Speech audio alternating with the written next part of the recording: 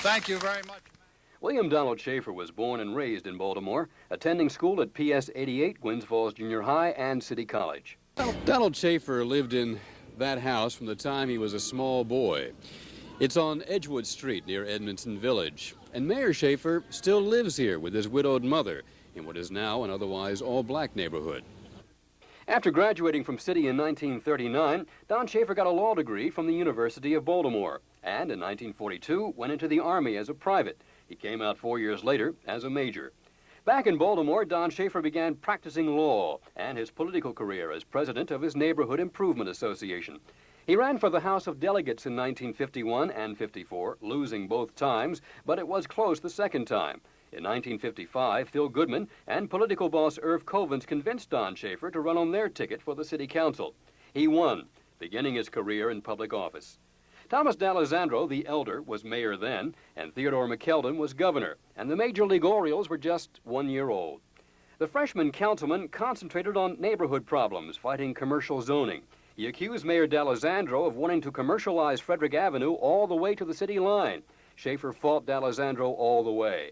In fact, he voted against the mayor so often in the city council that Don Schaefer might be described as the Wally Orlinsky of that era. No, absolutely not. There are people that just automatically vote against you, but I didn't do that. I learned from old Tommy. Old Tommy, I voted against some things that I thought old Tommy was wrong, and eventually one or two of them panned out. But as the young Don Schaefer gained experience, his view of the city and its problems expanded, and he became more cooperative. And by his second election, with J. Harold Grady taking over from Thomas D'Alessandro as mayor, Schaefer was elected vice president of the city council with Phil Goodman as president, and Schaefer was responsible for rallying council support for the mayor's program. In 1967, Don Schaefer was elected president of the city council and was in the forefront of many key issues, working well with Mayor Thomas D'Alessandro the younger. In 1971, D'Alessandro decided he didn't want to be mayor anymore.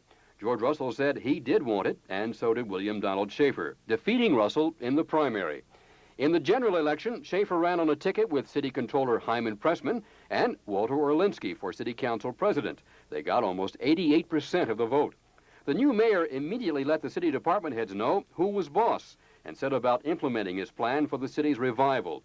But some of his methods provoked criticism along the way, and there were frequent clashes with his running mates, Pressman and Orlinsky. And I don't think I knew what through my office. Didn't know any such thing through my office. Mr. Strauss just said Mr. Traynor told him come in and disapprove it. No, he didn't tell him to go in and disapprove it. He gave him cooperation, he said. He gave him cooperation, which we can have a right to expect. During Schaefer's first term as mayor, sanitation workers went on strike and garbage piled up on the streets. Many of the city's police officers also went on strike that year. Later, there was a teacher strike, school integration problems, and protests against the dismissal of the black superintendent of schools, Dr. Roland Patterson. And there was an assassination attempt. A gunman went on a rampage at City Hall, killing a city councilman and wounding several people. The gunman had come looking for Mayor Schaefer first, but one of the mayor's aides, Joanne McQuaid, convinced the man that Schaefer was not there. She saved my life, Schaefer says.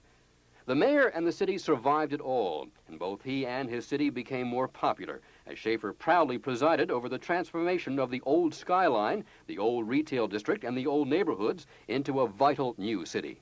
5, 4, 3, 2, 1. The fair is open. The city fair, with its emphasis on neighborhood renewal, along with ethnic festivals and downtown concerts, were part of Schaefer's plan to bring more people and business back into the city. And there were new buildings, the aquarium, which opens this summer, the convention center, Harbor Place, new hotels and office buildings, new housing, and the renovation of old houses, earning the city a national reputation for urban renewal. And new schools, the latest now under construction at the old Heck Company building on Edmondson Avenue. New trees and other beautification programs for the city, and the mayor still going out to the neighborhoods to talk with the people, to see their problems firsthand and trying to solve them. And what is he proudest of as he looks back over 25 years in public office? I guess one of the greatest things that I see, people that were in poverty, were disadvantaged, who have, because of help from the federal, state, our own assistance, have been able to go out of the poverty area into middle income homeowners, now have children of their own, graduate from school. I think that's a great feeling of satisfaction. And one of the growing rumors that he really wants to run for governor, challenging Harry Hughes. Whenever I'm asked this question, I always say, because of the problems of the budget, and I've got so many worries with the sewers in the street, and I've got to worry about the lights, whether they're going to come on or not, and I don't have time to think about things like this. And so I'll do that. Oh, I got so many problems with the budget, got to worry about whether the lights are going to come on, to worry about the sewers. That's how I answer that. And you're answering it that way again. Hey, come on, I got to worry about the budget, I got to worry about the sewers, I got to worry about this, those problems. But